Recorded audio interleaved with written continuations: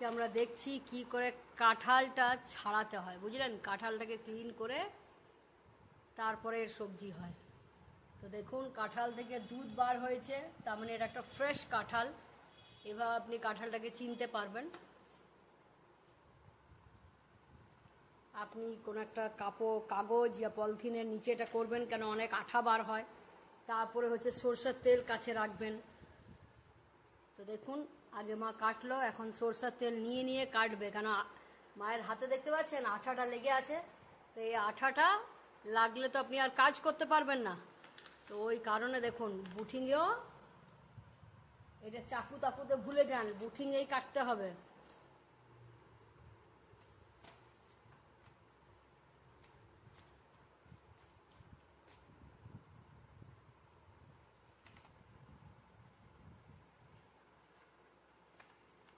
খুব সাবধানে বন্ধুরা, তেলও আছে, গমও আছে, মানে আঠাটা একটু সাবধানেই করবেন।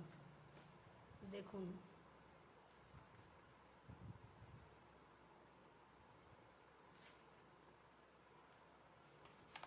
কাঁঠালের সবজি মজা তখনই আসে যখন কাঁঠাল ফ্রেশ হয় বা ভালো হয়।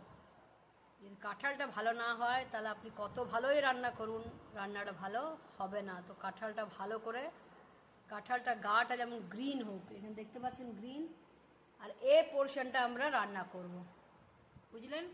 তার মানে চখাটাও বার করে দিল, মাঝের এই যে পোর্শনটা আছে মাঝে, এটাকেও বার করা হবে। তারপরে এই যে সাইডটা আছে খালি এটা আমরা রান্না করা হবে। আমারও কাম লিখে দিয়েছে।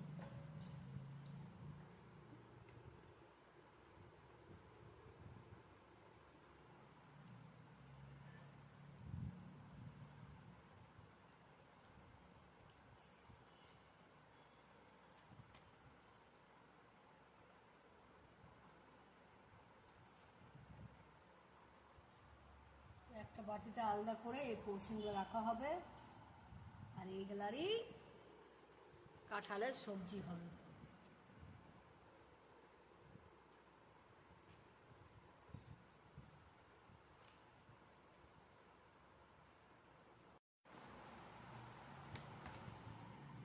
দেখুন কত ফ্রেশ দুধ বার হচ্ছে, মানে কাঁঠালটা নিশ্চয়ই ভালো হবে। কাঁঠালের রেসিপি আমাদের চ্যানেলে আছে, চাইলে ডিসক্রিপশনেও দেখতে পারেন। আর স্পেশাল ভেজ কাঁঠাল বানাতে পারেন। লোকে বলে পেঁয়াজ ছাড়া ভালো হয় না, ইয়া নন ভেজ না দিলে ভালো হয় না। ভেজ কাঁঠালের সবজিও দারুণ হয়। অনলি একটা জিনিস কি, কাঁঠালটাকে ভালো হতে হবে। তো আপনারা কাঁঠাল ভালো করে বাছবেন। দেখুন দেখতে পাচ্ছেন হালকা হালকা দেখুন গ্রিন আছেন, গ্রিন দেখেই নেবেন, যত গ্রিন অত বেশি ভালো থাকবে, ফ্রেশ থাকবে। তো বন্ধুরা আমাদের অনেকটাই কাটা হয়ে গেছে। মা হাতে তেল লাগিয়ে বুটিংয়ে তেল লাগিয়ে কাঁঠাল বার করছে।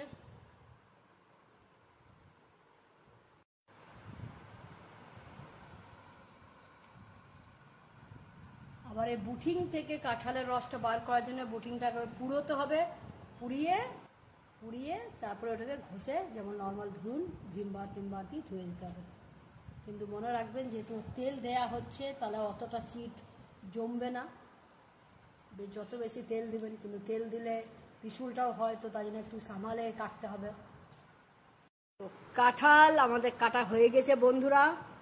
দেখুন ये है कटहल के बाहर और अंदर का नज़ारा, और ये है कटहल के बीच का नज़ारा। তো আপনারা কাঁঠাল কাটুন, চাইলে এখন প্যাক করে ফ্রিজে রেখে দিতে পারেন, ডিপ ফ্রিজে। আর যখন মন তখন বানাতে পারেন within 3 to 4 days, not more than that. But deep fridge যেটা খুব কম খোলা হয় ওইখানেই রাখবেন, আর খুব ভালো করে প্যাক করে রাখবেন। প্যাক করে দিয়েছি, সিল্ড প্যাক। এই দেখুন আমার মাতাশ্রী, দেখুন এমনি করে প্যাক করে এখন আমরা এটাকে ডিপ ফ্রিজে রেখে দেবো। মা এটা 2-3 দিন পরে বানানো যায় বলো? 1 সপ্তাহ পরে।